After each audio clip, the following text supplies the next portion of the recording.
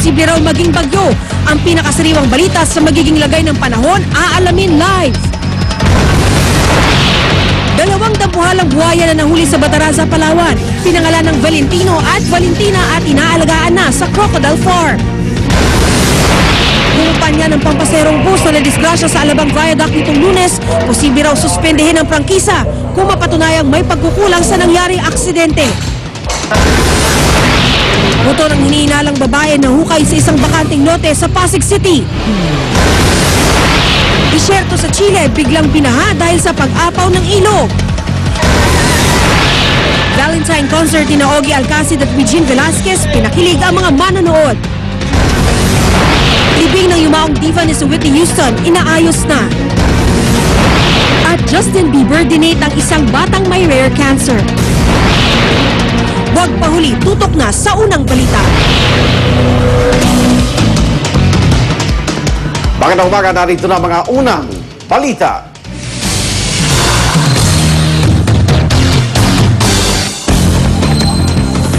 Low pressure area sa bahagi ng Mindanao patuloy na binabantayan ng pag-asa kung magiging ganap na bagyo. Kung sakali, ito raw magiging unang bagyo sa bansa ngayon 2012 at tatawaging Ambo. Huling namata ng LPA sa layong 400 kilometro sa silangan ng Mindanao. Ay sa pag-asa, asahan ng malawakang pagulan sa silangang bahagi ng Visayas at Mindanao. Kaya pinag-iingat ang mga kababayan natin doon sa mga posibleng flash flood at landslide. Bahagya rin ang mga kapekto LPA sa Katimugang Luzon.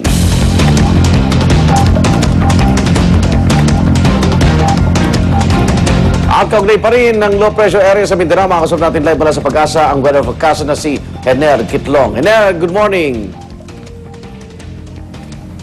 Good morning sa iyo. Good morning, Igan. Okay, gaano kalaki yung chance na magiging bagyo ito? Itong low pressure area na binabantayan nyo dyan sa Mindanao? Well, sa ngayon, Igan, kung pagbabasihan natin lahat ng mga model na ginagamit natin, wala naman nag-indicate na ito ay magiging isang bagyo. Kumbaga, ngayon pong 24 oras, maasahan po natin na maliit po ang tsansa na ito ay magiging isang bagyo. Kung sakaling maging ganap na bagyo ito, saan ba ang direksyon nito, Hener? Well, di pa nagbabago yung pinapakita niya. As of now, sa silangang bahagi pa rin po ng Mindanao ang tatamaan nito kung sakali man. Ito ba yung nakita nating malaking ulap na yan? May mga pula-pula? Yan ba yun? Opo, pero yung pinakasentro ng low pressure area ay bali nasa baba po, mababa po siya. Yung pong mga nasa taas po yan, yun po yung outer clouds o yung advancing clouds po ng low pressure. Okay. Metro Manila, anong epekto niyan? Sa ngayon, maganda pa rin ang panahon natin sa Metro Manila. Medyo may konting kaulapan lang. Kung sakali namang magkaroon ng mga pagulan, mahina lamang yan. Subalit bukas, pag umabot na po yung outer clouds, yung pinaka-main cloud ng low pressure area, asahan po natin mga pagulan po tayong mararanasan bukas. So anong mga lugar ang direktang maapektuhan nitong LPA na to?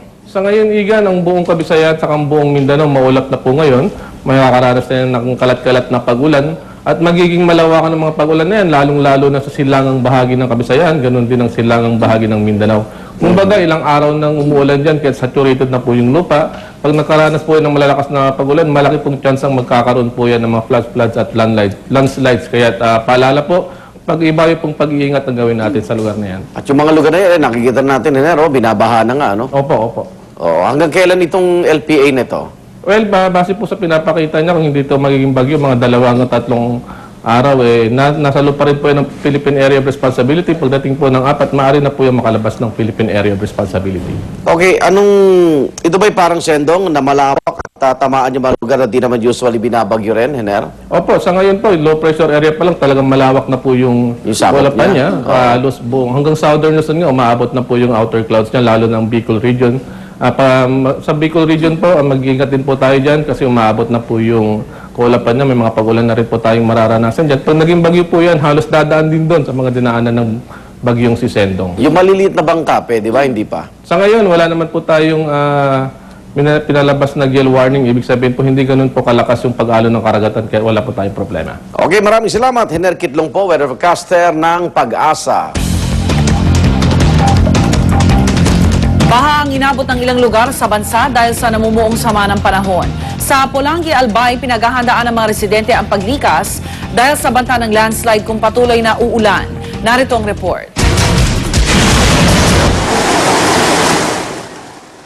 Halos mabura na ang bahay na ito sa Batinguel, Dumaguete City nang tumaas ang tubig sa Manica River. Ang mga yero at troso inanod na rumaragas ang ilog. Pinasok na ng tubig ang ilang bahay at halos na ngayon naman ang ibang nakatirik sa tabing ilog. Para makaiwas sa disgrasya, mahigit 100 pamilya ang inilikas mula sa 2 barangay. Dako yang taliksik sir nya dagko kay lugas yang ulan. Sa Davao City, maraming sasakyan ng tumirik at mga pasaherong na stranded dulot ng pagbaha. Sa lakas ng buhos ng ulan, bumigay ang bakod na ito sa isang pribadong lote sa barangay komunal. 4 na bahay sa tabi nito ang nasira. Sa isang bahay, 2 bata pa ang naipit sa loob. Agad naman rumesponde ang mga otoridad para sagipin sila. Maingat ang rescue operation. Dahan-dahang tinanggal ang ilang gumuhong bahagi ng bakod at bahay. Makaraan na mahigit 2 oras, nailigtas ang batang si Jeffrey Secretaria.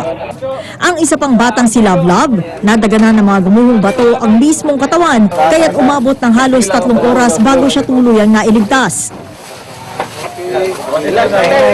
Nagpapagaling na ngayon sa ospital ang 2 batang na-rescue. Flash flood naman ang inabot ng mga residente sa Pulangi, Albay. Dahil sa walang tigil na pagbuhos ng ulan, umapaw ang tubig sa tulay at binaha ang mga kalsada. Pinaghahanda ngayon ang mga residente upang lumikas. Posible raw kasi ang pagguho ng lupa roon kung magpapatuloy ang pag-uulan. Para sa unang balita, Sharian Torres reporting. Sa ibang balita, nasa crocodile farm na ang 2 buhaya na nahuli sa Bataraza, Palawan. At dahil araw ng mga puso nahuli ang mga buhaya, pinangalanan silang Valentino at Valentina. Mula sa Palawan, narito ang report ni Maki Pulido. Sa bigat ni Valentino, 7 tao ang humila sa kanyang buntot palabas ng truck pagdating ng Crocodile Farm sa Puerto Princesa. Tres na ang mga buhaya dahil mga 5 oras binyahe sa ibabaw ng truck mula sa Bataraza, Palawan kung saan ito nahuli. Pati ng 11 feet na babaeng buhaya na pinangalanan namang Valentina. Dahil hindi agad nahila palabas ng truck, naipit sa may tiyan si Valentino sa gilid ng truck bago muling hilahin hanggang bumagsak sa sahig. Once nung nahuli siya, pag hila namin pag-ahon doon sa lupa, talagang nag-start na yung stress niya. So yun naman, mababawi niya yan, ilalagay na siya sa pen para makapagpahinga na siya. Halos magkaedad si Lolong, ang world record holder na pinakamahabang buhayang nahuli, at si Valentino na tinatayang 40 years old. Mas maliit lang si Valentino na may habang 16 feet. 500 kilos si Valentino, katumbas ng 10 sakong bigas. Nung may sampa na namin sa lupa, galing sa ilog, nung na-restrain na siya, 3 kalabaw ang ginamit namin sa bigat niya. Baka raw kasi patayin ng mga taga-Batarasa kung sila'y napeperwisyo na. Magsasaka ang huling biktima ni Valentino. Buti na lang daw makapal ang suot na tsinelas ng magsasaka, kaya nahila pa niya ang kanyang paa mula sa panga ng buhaya. Tiyak daw na si Valentino yon dahil ang palatandaan ng mga taga roon ay putol ang buntot. Putol nga raw ang palayaw ni Valentino sa mga taga-barangay Tagnato, Bataraza. Yung mga tao na in-interview namin, sabi nga nila, minsan pagka maliwanag ang buwan, sumasampa talaga yung buhaya. Doon malapit lang sa bahay nila. Pag na-perwisyo yung kanilang mga hanap buhay, yung mga alaga nilang hayop, ang tendency, ganun din, gaganti. Kung pwede, papatayin nila yan. So ito, partly, parang rescue na rin ito. Kung tutuusin, hindi naman daw masisisi ang mga buhaya dahil sa patuloy na pagsira ng mga tao sa mga bakawan, naiistorbo ang tirahan ng mga buhaya na uubusan ng